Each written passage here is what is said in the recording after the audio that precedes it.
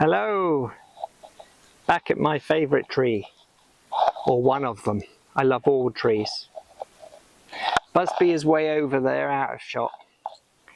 And Daisy, well, she's up here in spirit. She's just meandering around. So we've got another beautiful day here. Oh, I do love this. I love being out in the country. I love the sea just as much. I love anything to do with nature.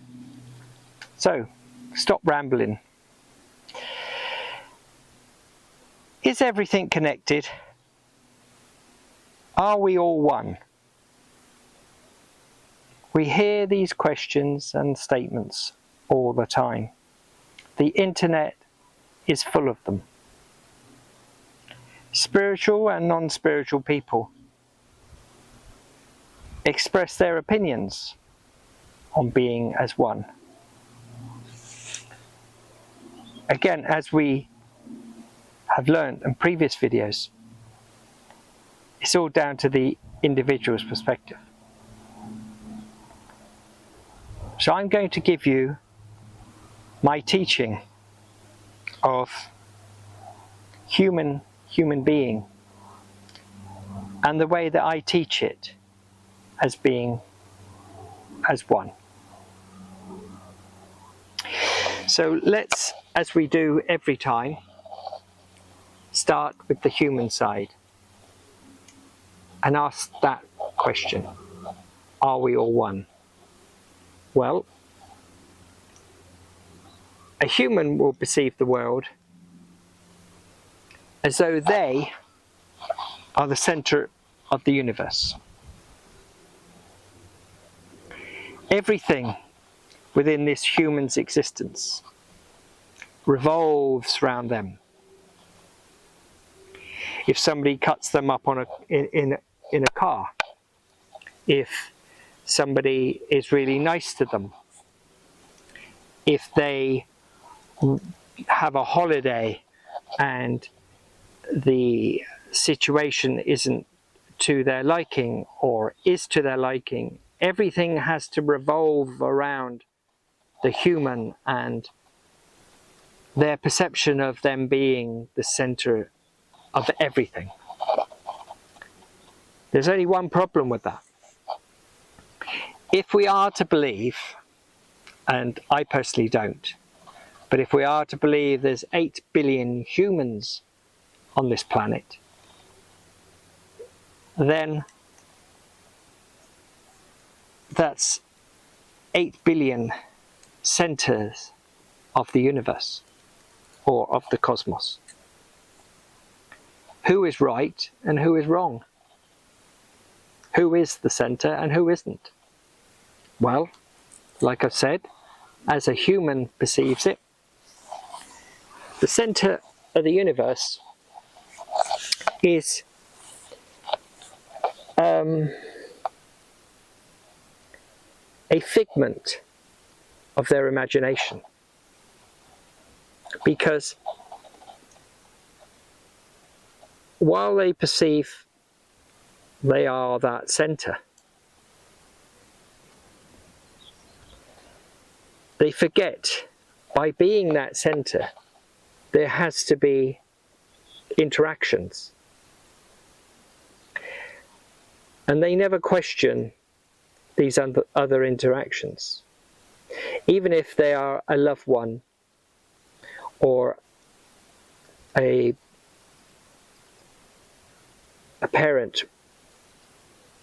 or a child,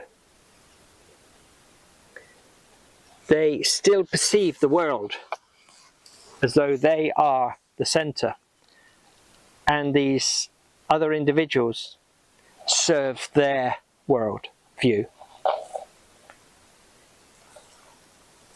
When we are coming from a spiritual context and we are fully under the understanding that the physical world is not the only world. There is for this lesson, there is another called the unseen world, the spiritual world. So now you have even more controversy of being the center of this world. So, if we're taking it from a spiritual context, we see it as though we are part of everything. We are just this small, minute part. Like a cell that makes up a human body. Let's do an analogy of that. So we are one cell, whereas a human perceives it as we are the being. We are the one. Those two views will never agree on anything. So what, on your journey, you will begin to learn and see is that even this blade of grass is me. This tree is me. And I am it, and it is me. We are fundamentally the same creation. We just have different form in this existence.